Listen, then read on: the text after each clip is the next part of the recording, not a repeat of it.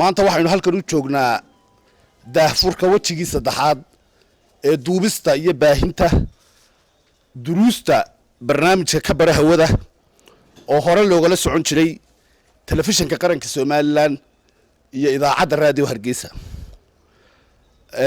sidaa daraadeed waxa daahfurkan macallimiinta lagu siin doonaa waxoogay orientation ah iyo macluumaad la xiriira hawsha soo gabagabowday iyo hawsha kale ee imika ibafurkeedii iyo ballaysinkeediiba la gudagali doono. bismillaah marka hore Ilaahay baa mahadle. halkan maanta waxaynu joognaa barnaamijkii duubista casharada wajigii saddexaad oo ay ka qayb gali doonaan 51 macallin 12 ka mid yihiin hablo. barnaamijkani wuxuu soo bilaabmay waa wajigii saddexaad hadda laakiin barnaamijkan wuxuu soo bilaabmay bishii saddexaad 29keedii oo wajigii koowaad ay ka qayb galeen 330 macallin oo iskugu jiray 2 grade secondary-ga form 4 iyo grade 8 oo primary ah.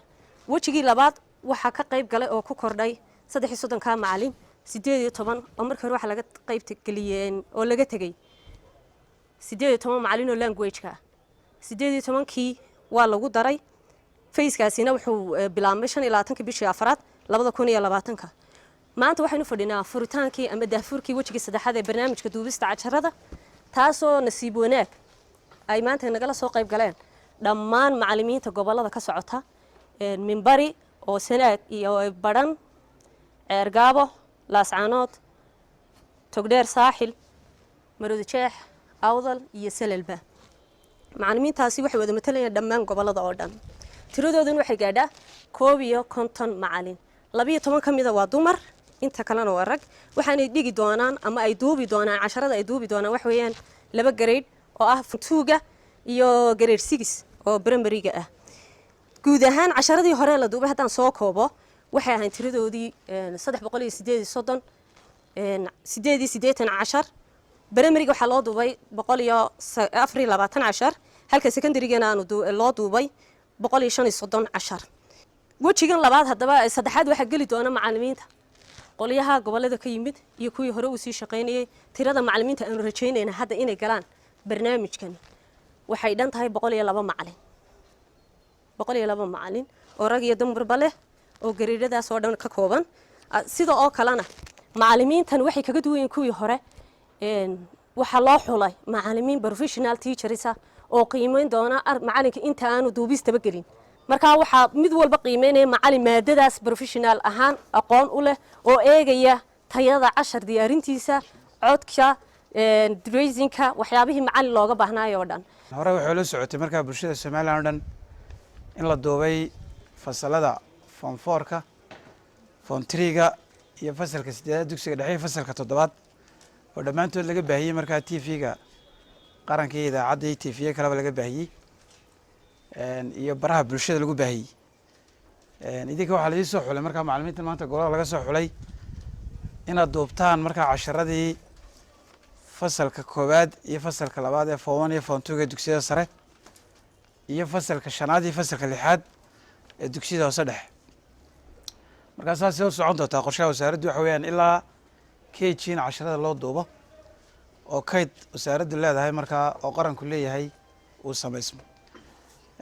idinka marka dardaaranka la siinaya waxa weeyaan horta kow ardayga marka hor taagan tahay wax u dhigayso iyo marka idaacad kala hadlayso arday marka duruuf kala duwan ku jira oo xaaladoodu kala duwan yihiin mid meel kulul jooga mid meel qabow jooga mid iska doono xaaladiisa kala wada cakiran tahay maadaama xanuunkana runtii aad u saameeyay bulshada dhinac kasta. waxa loo baahay marka qaabka aad u gudbinaysa marka inaad aad uga taxadartaan kelmadaha isticmaalaysaan iyo hadallada isticmaalaysaan casharkina si fiican u soo diyaarisaan oo ku tala gashaan marka ardayga wax u baraysaan inaanu fahansanaynba basic iyo waxyaalo looga baahnaa casharkan runtii saameynta ku lahaa. marka aad iyo aad waxaad ku taxadaraya marka inaad diyaar garow fara badan samaysaan. arrinta kale muhiimka ee dardaarankii ka soo baxay casharadii hore waxa weeyaan isticmaalka luqadda Soomaaliga marka inaad aad u isticmaashaan oo gaar ahaan dugsiga sare casharadu waxay ku qorayeen English laakiin Englishtii ku qornaa dib u akhridaa aduguna dee marka hore ardayga buuggii u haystaa madaxweynaha siiye iyo wasaaradda waxbarashada siisay waxay ahayd in buuggun akhristo adiga waxaa lagaa doonayaa sharaxaadii af soomaaliya markaa inaad ardayga aad u sharaxdo. ta kale muhiimkana waxa weeyaan macallin kasta heshiis baa horta laga saxiixi doonaa. heshiiska waxaa ku qoran qodobo halkaasaad ka akhrisan doonta. ta ugu horreysa waxa weeye casharadan aad duubaysaan xuquuqdeeda waxaa iskale markaa wasaaradda waxbarashada iskale oo qarankaa yeelanaya. markaa wasaaraddu waxay xaq u leedahay meesha doontay xilligaa doonta inay baahiso, tvga doonta ka baahiso, baraha bulshada la dhigo. markaa qodobkaas oo qodob heshiiskaas saxiixi doontaan ka mid ah. aad iyo aad waxaan ugu mahadnaqaynaa markaa wasaaradda warfaafinta oo wasaaradda waxbarashada runtii aad ugala shaqaysay duubista casharada qaybtii hore. qaybtana rajeyna markaa sidoo kale in loo duubi doono. aad baad mahadsantihiin. wasalaamu calaykum waraxmatullahi wabarakaatu. macallinku waa inuu soo diyaariyaa casharka marka ugu horreysa, una soo akhristaa oo isagoo aada u fahamsan u yimaada. talabaadna waa inuu codkar ahaadaa ardayga gaarsiin kara. maantana wayba ka sii darantoo dee t v waxa laga dhegeysanaya amba raadiyow amba t v. kolkaa waxa weeyaan codka waa inuu saxaa macallinku isagoo weliba af soomaali saxeexa ku hadlaya, waayo kelideen ma aha somaliland oo keli ma dhegeysato, wadamo kaloo jaarnahay nala dhegeystaa oo wax ka barta ma garanaysa.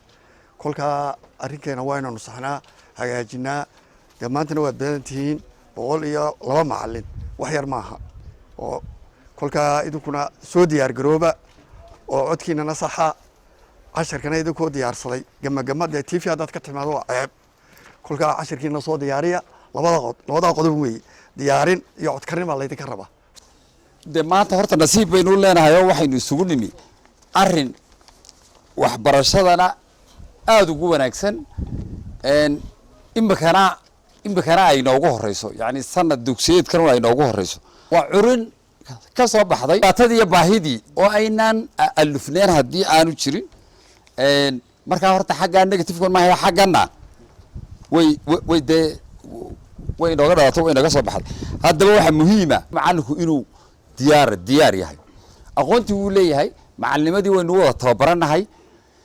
laakiin de haddana haddaan soo akriyo oo aan soo practice gareeyo, markaa dee adoo sii practice gareeyo wixii ku celceliyey oo diyaara oo aanu dee aanu inaga noqonin gabadh.